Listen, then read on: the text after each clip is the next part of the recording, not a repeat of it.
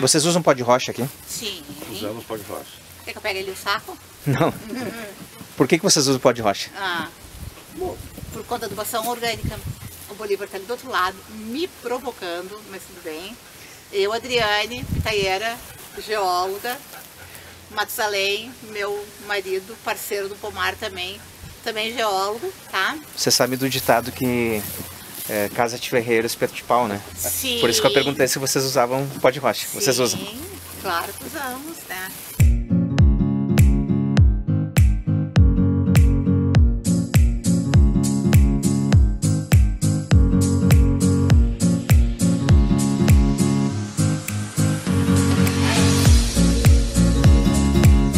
Aproveitar um pouquinho desse friozinho, desse ventinho aqui no sul, que depois nós vamos entrar num outro assunto também, né?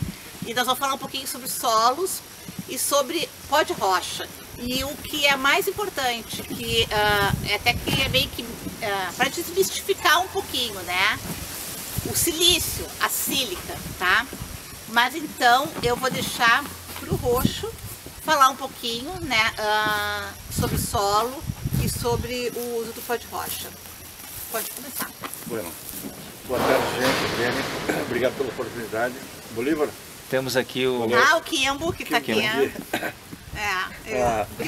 Bom, já amplamente discutido nessa situação aí sobre a questão do tipo de solo, né? Nós aqui, no caso, temos um solo argiloso, tem os solos arenosos que tem mais quantidade de areia, tem solos argilosos que tem mais quantidade de argila. Do ponto de vista geológico, vamos dizer assim, não estamos falando nada com relação à agronomia, né? Porque daí os engenheiros agrônomos é que vão dar os seus devidos pareceres, mas que os solos argilosos, aqui no nosso ponto de vista, têm a capacidade de reter mais umidade.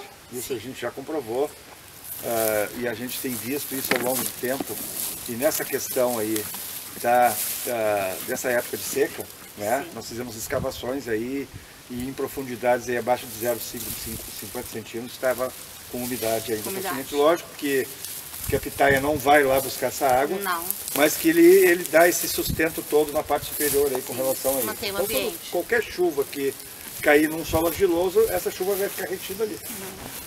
Diferentemente dos solos arenosos, em que a permeabilidade é muito grande, então esses solos vão permitir que a água passe mais rapidamente, ela vai e secam mais rapidamente, então teriam que, teoricamente, a irrigação teria que se fazer parte mais efetivamente dessas áreas aí. Em se falando de nutrição, eu não poderia falar dessa forma, mas se falar de origem de solo, né, todos os solos são originados a partir da alteração das rochas. Né? Nós temos aqui um substrato em que a rocha é uma rocha basáltica. Ali mais para baixo tem rocha arenítica, né, então solos mais arenosos lá para baixo. Então nós escolhemos fazer o pitaial nessa parte onde é mais argilosa. Tá?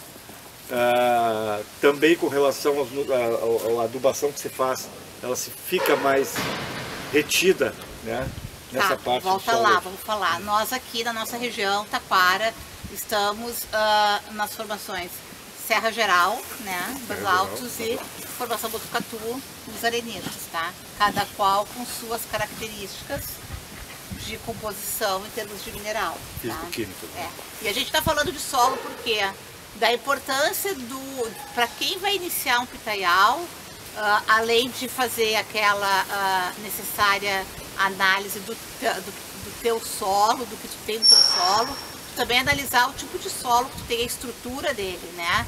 Diferente de nós que temos um solo argiloso, a situação para quem tem um solo arenoso vai ser completamente diferente em função da capacidade que ele vai ter de reter a umidade, das taxas de percolação, de infiltração da água, que isso depois também vai pegar onde? Num projeto de irrigação, né? Que vai ser importante. Mas é importante a gente falar assim, ó, composição química dos basaltos, composição química dos arenitos. Aí que nós entramos na questão composição química. As rochas em si tem todos os minerais presentes na tabela periódica. Sim. Né?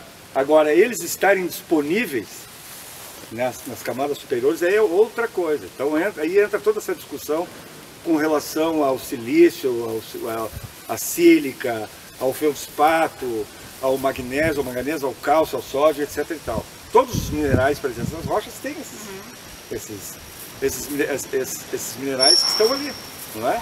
E eles vão estar disponíveis ou não, é? Dependendo do grau de evolução desse solo. É um solo mais evoluído, um solo menos evoluído. Se cavocar aqui um pouquinho, nós vamos estar mais próximo da rocha, vai ser uma coisa mais pobre. Então cada vez mais para baixo, mais pobre é. Quanto mais para cima, melhor é. Está relacionado com o grau de temperismo, né? O grau de temperismo. Agora a questão da sílica, por exemplo. Né? Que é o tem que mais se comentado fala, ali, né? sílica, silício. Sílica é óxido de silício, né? SiO2. E a sílica ela é extremamente pouco solúvel, né? Vamos dizer assim. Depois eu vou te mostrar ali, Bolívar. Eu tenho um cristal de sílica pura que tem 600 milhões de anos. E ele está a 600 milhões de anos daquela forma. E é sílica pura.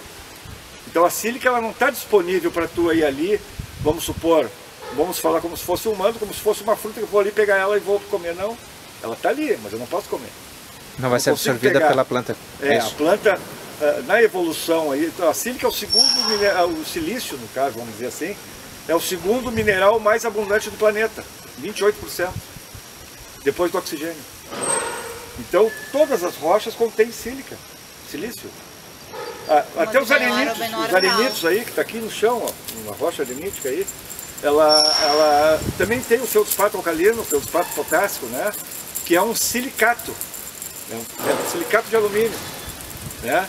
Com potássio. Então esse potássio vai estar disponível quando esse mineral se alterar, quando essa rocha se alterar, esse mineral vai estar disponível.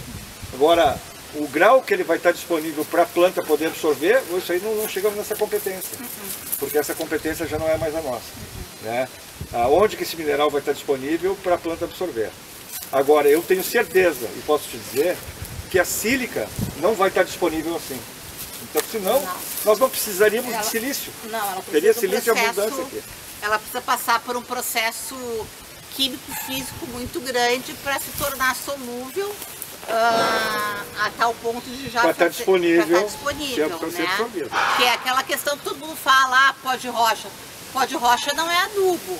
Quando a gente usa o pó de rocha no nosso plantio, seja ele qual for, a gente está mineralizando o nosso solo, a gente não está adubando o nosso solo, né? A gente está preparando ele ao longo do tempo, né? E mineralizando ele, tornando ele mais capaz de depois de absorver. Aqui eu não sei atrapalhando, né? Vai lá para lá, vai lá. Vai. Então continua aqui. Então aí é que está a questão, né? Então nós temos a sílica, que ela está aí presente, né? Que ela tem um óxido de silício, mas esse silício ele não fica disponível. Muito pequeníssimas quantidades, ao longo de milhões de anos, para a gente ter um silício que uma vegetação pode estar absorvendo aí. Como é que transforma, Roxo, a sílica, o silício? Na verdade é um metal. Até ele é um mineral metalizado, não é nem... isso ele é feito artificialmente. O silício hoje ele não ocorre na natureza naturalmente. Na natureza seria através da sílica. Da sílica. Tá. A sílica tem que pegar o mineral silício. Mas precisa de temperatura para transformar o silício, certo? Sim, vamos usar o exemplo, isso que o Roxo está falando, da disponibilidade do silício, né? Eu conversando no estande da Iorim, numa feira, conversei com a engenheira agrônoma da Iorim e ela me explicou. O Iorim Master e suas variações, que tem outras variações, né? Ele é a rocha que é submetida a um processo de altas temperaturas, um tratamento térmico, né? Ela é frita, torrada, queimada, que é justamente para acelerar a quebra e a disponibilidade desses ligações dos íons separados. Que é o que faria no solo, na terra, mas ao longo dos anos. Eu sou leigo, eu posso perguntar, né? Pode. É um processo semelhante ao que faz com o calcário? Sim. O calcário ele é queimado. Ele é queimado. E esfarela. Esfarela. Aí ali tu disponibiliza o cálcio, né? Para a planta poder absorver. Não, ele vai estar lá e não vai estar. O mármore, por exemplo. Semelhante então. Submete a uma alta temperatura, ele vai... Então é um mineral que vai demorar milhões de anos para estar disponível, a gente vai dar uma forcinha criando condições de temperatura e pressão para que ele quebre as ligações e separe aquele mineral que seria o essencial para ser usado aí em várias, né, tanto na área da agricultura como em outras áreas também, na parte da química e etc e tal. Por isso que a gente tem que cuidar, né, que é a pó de rochas e a pó de rochas, né? A pó de rochas que é simplesmente a... Pedra moída. Na verdade, é o estéreo da mineração, né? Que é o estéreo de uma mineração de basalto, o estéreo de uma mineração de arenito, né? O estéreo quer dizer que é o refúgio, a escória que sobrou, é isso? Não, que não é utilizado. Não é aproveitado. É estéreo porque já é estéreo. A gente fala estéreo porque ele não sofreu um processo de beneficiamento.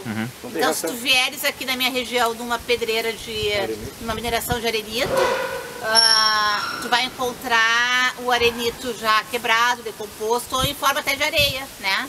Isso a gente chama de estéreo, mas chama-se de estéreo porque ele não sofreu nenhum processo de beneficiamento, senão ele seria um rejeito. Eu estou perguntando porque tem pedreiras que oferecem o rejeito como pó de rocha, quando na verdade ele não é um estéreo, ele não é um composto mineral, ele é apenas um processo, tá? Sim. E tem pós de rochas que são compostos de pedras diferentes, com o objetivo de atender uma determinada necessidade, vamos mudar assim, seria como, vamos usar um outro termo mais comunzinho, é como se fosse o farelo da rocha, né? Só que esse farelo, o pó, ele não foi submetido a um processo de tratamento térmico para disponibilizar de forma mais rápida os elementos que estão lá, entendeu? É importante aqui ressaltar assim, que todos os elementos químicos eles têm um determinado comportamento.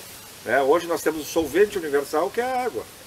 O solvente universal é a água. Então tem minerais que eles são mais solúveis do que outros. Então um mineral de rocha, por exemplo, é um composto, né? Por exemplo, um feldspato, ele é um silicato, né? Um silicato de alumínio e potássio. Então tem potássio, tem alumínio, tem cálcio, tem sódio. E o silicato, o Si3O4, O8, né? Então, para mim separar essa composição química aí, vai ter que ter um solvente que é a água, né? E ao longo do tempo ele vai disponibilizar o potássio, que é mais fácil no caso, né? O potássio, o cálcio, em menores quantidades, nessa questão aí. E a sílica inerte. A sílica fica ali separada, ela vai demorar milhões de anos. A solubilidade dela é muito pouca para disponibilizar o silício, né? Nos solos aí. Então, pó de rocha, já até inclusive um tempo atrás, já falei para o próprio Bolívar, que tinha uma propaganda que o cara buscou a 200 metros de profundidade, uma rocha cisa, etc, tal, que a sílica. Não é. A sílica, no estado natural dela, ela não vai estar disponível, não. Ela tem que sofrer quebra, ela tem que sofrer a quebra. Lógico, até teve uma discussão no grupo que a gente teve com um pessoal amigo nosso aí de Santa Catarina, que prega que essa história na adubação orgânica, de que o ambiente orgânico vai, através de ácidos úmicos, etc., então vai disponibilizar vai mineralizar, vamos dizer assim, alguns compostos químicos aí oriundos dos pós de rocha. Né, e vai disponibilizar para micro-organismos, né? Aí eles começam a trabalhar em conjunto com o pó de rocha para disponibilizar esse material, né? Mas o que é importante quando fala de pó de rocha? Saber que ele não é adubo, né? Que ele é um recurso que tu tem para tu mineralizar o teu solo, né? Mais importante ainda, ver que pó de rocha de que rocha e a composição química dessa rocha, né? O pó de rocha que tu vai encontrar aqui no Rio Grande do Sul, por exemplo, aqui na nossa região em Taquara, é diferente do teu lá em Caçapava do Sul, né? O que tu vai encontrar lá em São Paulo é diferente também. É tudo de acordo com as formações rochosas ocorrentes na região de onde é proveniente aquele material. É isso aí. E o calcário é uma rocha que é tratada termicamente, que vai liberar o cálcio e o calcário para ser utilizado na agricultura como complemento químico. Essa questão de disponibilidade que a gente está falando de tamanho, granulometria, certo? Isso é um pozinho bem fininho, né? Muito fininho. É quase um pó, né? Que é para poder a planta. Quanto menor o tamanho, mais fácil a ação do solvente universal quebrar a estrutura cristalina. Quanto maior o cristal, mais difícil vai ser a disponibilização desse mineral para o meio ambiente. Então, quanto menor, melhor. Então, os pós de rocha, quanto mais finos, melhor. A gente pode, depois a gente mostra ali, porque há tempo, né? Nós aqui, a gente utiliza pó de rocha, sim, a gente utiliza o iorim, tá? O iorim master, e a gente utiliza também o Ecosil, né? Como eu tenho aqui no galpão, depois nós vamos pegar a Bolívar e vamos mostrar a granulometria, que é isso que tu perguntou agora, sim, a composição, para tu ver como é que ele é. Isso é importante. Tá vendo? Tá, esse é o Ecosil. Esse é o Ecosil, ó. É um pó bem fininho, como... É um pó bem fininho. Isso aqui é uma rocha de uma formação sedimentar lá de Poços de Caldas, em Minas, que a própria iorim tem a jazida, né? E como é uma formação sedimentar, ela não é submetida a nenhum processo. Por isso a relação custo-benefício dela, que é fantástica. Ele sai um produto com o valor mais acessível. Como é que aplica? É direto no solo ou tu faz uma mistura? Direto no solo. É via solo. É como tu aplicar qualquer outro adubo. Qualquer outro pó de rocha. É. Perfeito. E ele é muito bom. Acho que é isso aí, né, Adriana? Acho que já deu para dar uma esclarecida nessa questão da utilização de pós de rocha e da onde que vem os elementos químicos. Eles não é nada milagroso. Deixa eu fazer outra pergunta para vocês. Quando o pessoal fala em silício aplicado via folhagem, isso existe, funciona, essa questão da disponibilidade? Olha, porque eu vejo assim umas concentrações mínimas. É uma água sujinha de um pozinho. E aí, isso vai surtir algum efeito, será? Olha, Bolívar, eu seria ruim, né? Seria ruim. Aí nós estamos entrando na parte agronômica, porque ele vai ser... O agrônomo vai te dizer, porque na verdade, se aquilo ali tem o silício, se aquela solução vai ter o silício ali, que ele seja o silício disponível, absorvível, né? Eu acho que ele vai ter algum efeito, né? Agora, se for o silício, se o cara pegou um cristal de rocha, moeu e botou ali dentro, que sujou a água e botou lá, não vai. Mas eu assisti uma palestra, eu havia te comentado, tá? E nessa palestra tinha um professor, um engenheiro agrônomo, professor de uma universidade aposentado, tá? E ele se levantou no meio da palestra e ele fez um comentário que eu nunca tinha ouvido, que era que o silício, ele no caso das plantas, ele é melhor disponibilizado na forma foliar do que na forma via solo. Que chega mais rápido, talvez, ao destino. Exatamente. A planta vai absorver mais rápido via foliar do que via solo. E no caso da pitaia que tem raízes aéreas, talvez isso também seja uma verdade. Exatamente. Né? Mas claro que para falar sobre isso, aí tem que ser o engenheiro agrônomo. Sim, né? Foge a área de vocês. Foge a nossa área. E aquela questão da matéria orgânica no solo para transformar, isso é mito, é verdade? Como é que é? Não, isso é verdade. Tu produz micro-organismos para... A matéria orgânica, dali, quanto mais, ela sempre está mais nas partes superficiais, né? Que é a matéria que morre aí, das plantas que morrem, vão sendo incorporadas. E um teor de matéria orgânica no solo deixa ele mais bem drenado. Lógico, né? A água penetra melhor. Promove as reações. Promove as reações químicas, que aí sim vão disponibilizar. Aí vai ter aquela interação, porque tudo é química, né? Bolívar, tu já até falou, nós falamos. Hoje a gente estava falando sobre isso. Né? Dessa questão química, de que vai disponibilizar, então, vai criar um ambiente para que aquele mineral se disponibilize. E aí a planta consiga lá e capture isso aí.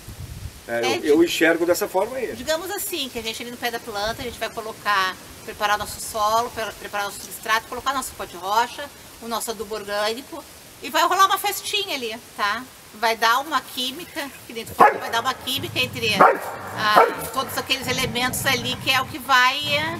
E o Kimbo vai atrapalhando de novo a nossa conversa, né? Kimbo. Deixa ele, né? Esse é o Kimbo protegendo a gente, porque ele acha que a Nick vai fazer mal pra nós. Kimbo. Kimbo. Ele é chefe. Ele é territorial. Kimbo. Tá, então, não foi uma conversa organizada, né? Não foi assim, não teve uma pauta nem nada, foi só assim um bate-papo pra gente começar a falar de solo, pra usar um pouquinho do nosso conhecimento de geologia. Bolívar, depois tu aproveita, ele tem perfil de solo para mostrar, né? Argiloso. Argiloso. Para falar um pouquinho só do pó de rocha, que é o que se comenta mais, né? Pó de rocha, sílica, né? Silício, é mito ou verdade, né? Não, e daqui a pouquinho, vamos ali embaixo, e aí então a gente vai mostrar um cristal de sílica pura, né?